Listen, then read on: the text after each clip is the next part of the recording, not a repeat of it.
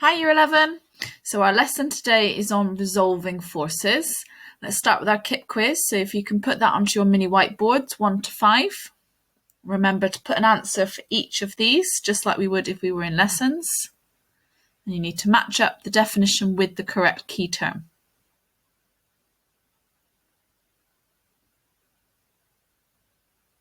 So don't forget to pause your video and then we'll check the answers in a few minutes.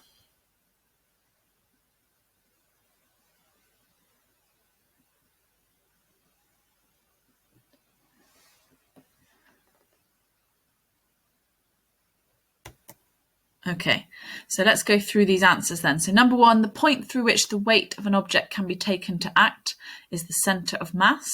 Number 2, a single force replacing a number of forces acting upon an object is the resultant force.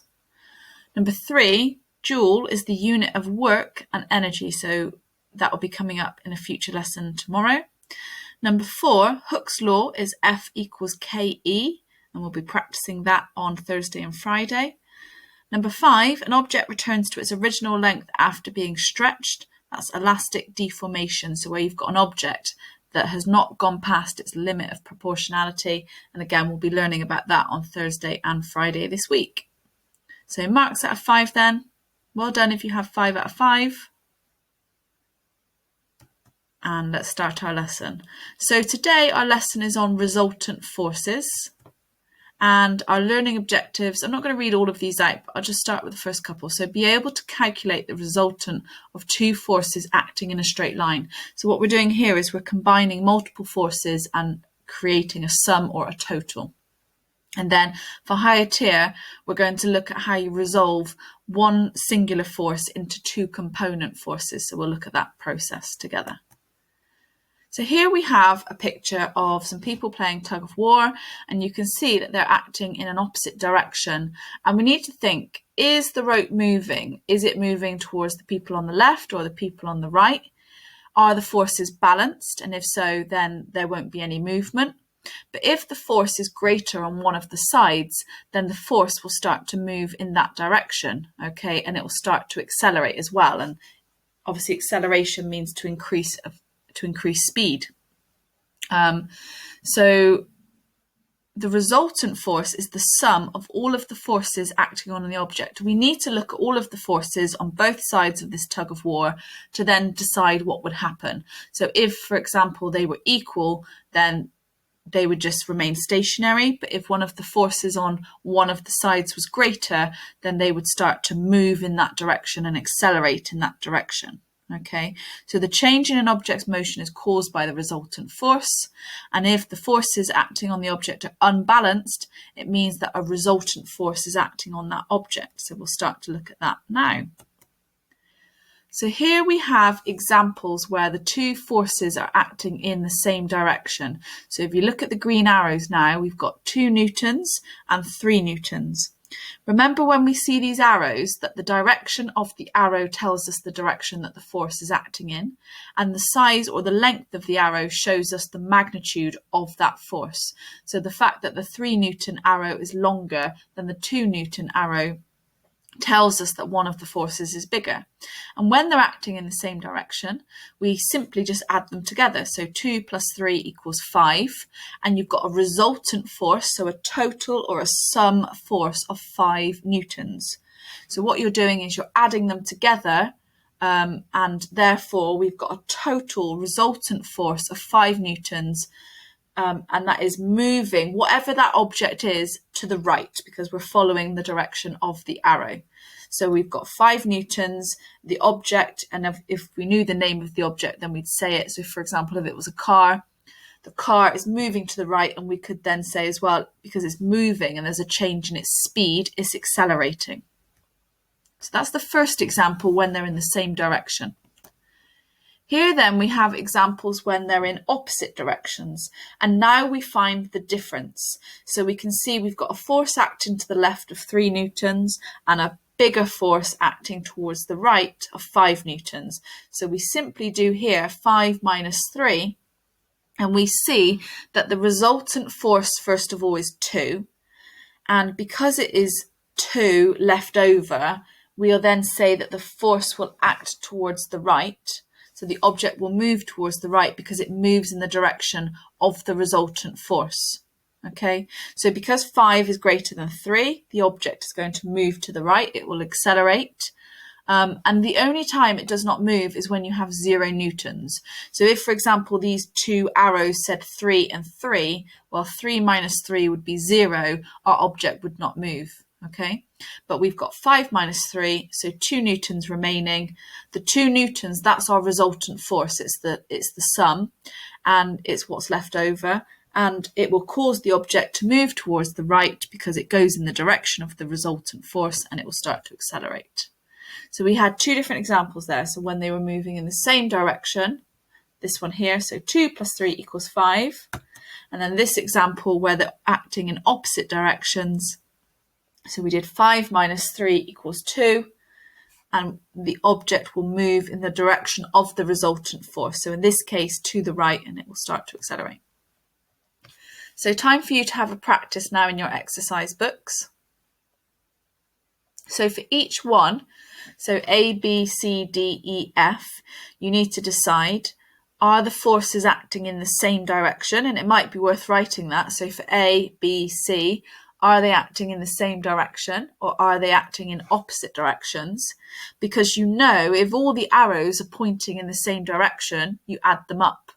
But if you've got arrows in the opposite directions, you do the bigger number minus the smaller number to calculate the resultant force, and then you would say which direction the object is moving in.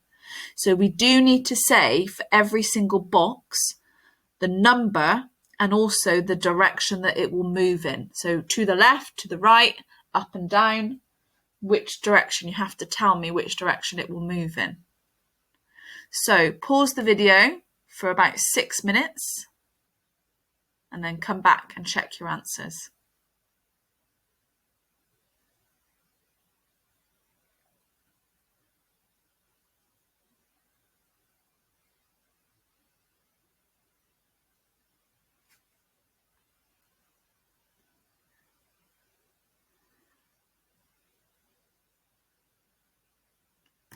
Okay, so let's go through these then. So we can see from A, we only have one arrow, so it's a bit of a red herring just to begin with. So therefore, we have only one arrow, so we would add 3. There's nothing else to add to it. So we say then that the box would be, the resultant force would be 3 newtons moving to the right. So you've got to have the direction. For B then, the 2 arrows are pointing in the same direction. So we add the 2 numbers together. So 2 plus 2 equals 4 newtons. And then the arrows tell us that the box would move upwards. C, we can see that the arrows are acting in the opposite directions. So we do the big number minus the small number. So 3 newtons minus 2 newtons equals a resultant force of 1 newton. And it would go to the left because it follows the direction of the bigger force. So 1 newton to the left. Remember, the number that we're calculating, that's the resultant force. Okay, for D then, we've got all the arrows pointing in the same direction, so we add them all up. So 3 plus 3 plus 4 equals 10. And then because they're all pointing to the right, we've got 10 newtons to the right, so that one's quite simple. For E, the arrows are pointing in opposite directions, so they do happen to be the same number. So 3 minus 3 equals 0. And because it's 0, then it will remain stationary. It will not move. Okay, so the forces are balanced. The resultant force is 0, so the object will not move. And you can actually write that as well. The last one then, they're acting in the opposite direction for F. But we actually do have 4 on one side and 4 on the other. 4 minus 4 equals 0. So again, for F, the object will not move. The resultant force is 0, the forces are balanced, so there will be no motion, there'll be no acceleration. Okay, so when we're seeing pictures of your work and you're uploading those on Google Classroom or by emailing us directly, this is what we should be seeing in your book. So A to F, and then obviously the numbers and the directions that the boxes are moving in, and then just some purple pen as well, please. Okay, so the next section is for higher tier, but even if you're doing foundation, it's good to challenge yourself. So two forces then, we can add them together to find a resultant force. So that's what we've been doing so far. But you can also take a single force and resolve it, which means to break it down into its two component forces at right angles to each other. So remember, a right angle is 90 degrees. So if you imagine from this diagonal green arrow, you can split that one total force into its multiple components, and you would have one on the horizontal axis and one on the vertical axis. So we've got a picture of a toy trailer where the child would be pulling it, and we've got a resultant force of 5 newtons pulling the trailer. And so some of that force is lifting the handle up, and then some of the force is acting horizontally to pull the trailer to the right-hand side. So we use something called a vector diagram to resolve the pulling force, and this sounds complicated, and then when you start to see it happening, it essentially means that you're starting to draw a horizontal arrow and a vertical arrow, and then we'll measure the size of the arrow to calculate the size of the force, and we will start to show you how to do that. Okay, this is one of the ways that you can do it. So this is one of the ways that you can do it, but there are multiple ways that I'm going to show you. So in this case, look at the triangle for the moment and just notice that the diagonal arrow, so I think they call that in maths the hypotenuse, that diagonal one is the original one from the page before. So if you just look back to this one now, that diagonal arrow with a resultant force of 5 newtons is the same one. And what they've done is they've created a triangle from that, and then you would use a ruler and you'd start to measure the sizes of the horizontal component and the vertical component. Now, I'm pretty sure that in this example, 1 centimetre will be equivalent to 1 newton. So it depends on how big your screen is, and so how big this image will look. But essentially, I'd think that the horizontal line would have been 4 centimetres, so you say 4 newtons. The vertical line would probably have been 3 centimetres, so you would say 3 newtons. So you will be given a scale. And so this is just an example of how you split the single force into its component forces. So this is where you're drawing a triangle. There are some other variations of how you do that. Okay, so what we're doing, just to remind you, is we're resolving forces, and to resolve a force means that you break down a single force into its horizontal and vertical components. And you will always need for this task a ruler, a pencil, and a protractor as well. We make the assumption then that you will be given a scale. So in the previous example, I said to you that 1 centimetre was equivalent to 1 newton. But in the questions you'll be given a scale where they tell you. So for example, I think in the video coming up, he might talk about how 1 centimetre is 10 newtons. Therefore, say 3 centimetres is 30 newtons. And you saw in the previous example that they drew a triangle, and you could do that for this one too, but there are also some other methods. Now, rather than me playing the video directly now, because we're having some issues with the sound quality when we play the videos, I'll just post the link for this video on Google Classroom with the lesson link, and then you just need to pause this video now and watch his instruction on how to do this, because like I said, there are multiple methods for how to do it, and it's good to practice those multiple methods. So pause the video now, go and watch the Blue Science Man's video. I think his name is Sean. So go and watch his video and make sure you pay attention to how he splits the single force into the two component forces and how he measures them to work out the size of those two forces. So how he takes the measurement in centimetres and then converts that into newtons. Okay. So you should have watched that video. And the other thing now we need to do is to work backwards. So if we imagine what we've done so far is we've gone from a single line and split it into the two components. What we also have to be able to do is take the two components and put them back into that single line. So that is the other situation that you need to be able to do. So you need to be able to take these two, the horizontal and the vertical components. So you could draw the diagonal line between the two, and then we would measure it in centimetres and we'd use our scale. So I would say that this scale tells you 1 centimetre equals 10 newtons.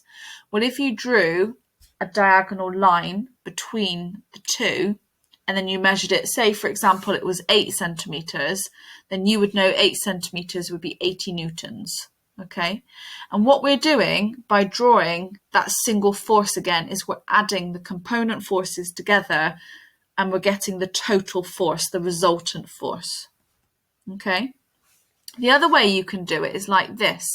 So you can see in the previous diagram that what they've done is they've done the dashed line to create a box, and then within the box they've then drawn that diagonal line meeting the corner of the box, and then they will have measured the diagonal line, and they probably then would have said it would have been 5 centimetres, and we use our scale. 5 centimetres would be 50 newtons, and so that's how we can do it. So there's all these little tweaks on how you can draw. We can draw the triangles, we can take a single line and split it into the two component forces and measure their sizes and convert from centimetres to newtons. In this example, you're taking the two component forces, drawing a box, and then putting your diagonal line back in, measuring that diagonal line, and then converting from centimetres to newtons, which is our resultant force. So I just want to be really, really clear. When you resolve a force, you take the single line and you split it into the components, the two component forces. When you're trying to work out the resultant force, you're taking the two components, putting them back together, and then working out the resultant force, just like this. Okay, and it's really important that you always check out what the scale tells you to do. So does the scale like this one say 1 centimetre is 10 newtons, or does the scale say 1 centimetre equals 1 newton? So just pay careful attention to the scale. Okay, so let's look at an exam question then. So here we have a fisherman pulling a boat towards land. The forces acting on the boat are shown in diagram 1. The fisherman exerts a force of 300 newtons on the boat. The sea exerts a resistive force, so drag, of 250 newtons on the boat in the opposite direction. So we've got two forces acting in opposite directions. And so now you would have to describe the motion of the boat. So calculate the resultant force. So take the big number and subtract the smaller number, and that number that you calculate is your resultant force. Then tell me, which direction will the boat act in? Will it move to the left? Will it move to the right? Or will it just stay in the middle or stay stationary? And then tell me what will happen to its speed. So just take 2 minutes to pause the video and work out the answer to this question.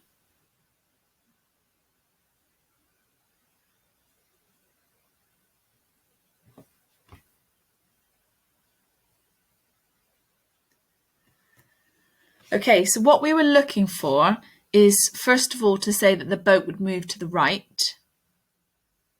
Okay, so the boat's going to move to the right. Well, how do we know that? Because there'll be a resultant force of 50 newtons, because 300 newtons is bigger than 250. So it would move to the right. And because of the resultant force, it would accelerate. So it's changing its speed. If the forces were equal, then there'd be no acceleration. Okay, so that's us finished for today. So make sure you've watched the additional links posted on Google Classroom. And I look forward to seeing all your work on Google Classroom and in the emails as well. And then I'll see you tomorrow, or you'll hear me tomorrow.